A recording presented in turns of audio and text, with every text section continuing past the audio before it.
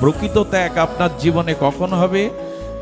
যখন এই শব্দস্পর্শ রূপরস গন্ধ প্রপঞ্চ সুখ ভোগ হতে নিজেকে বিরত রাখবেন। এই বাণীগুলো কতবার শোনা হয়েছে, বারবার গুরু উপদেশে, শাস্ত্র উপদেশে, সাধু উপদেশে আমাদের কর্ণে প্রবেশ করেছে, কিন্তু আজও কি পেরেছি এই জাগতিক মোহগ্রস্ত ক্ষণিক অনিত্য সুখ ত্যাগের আশা করতে?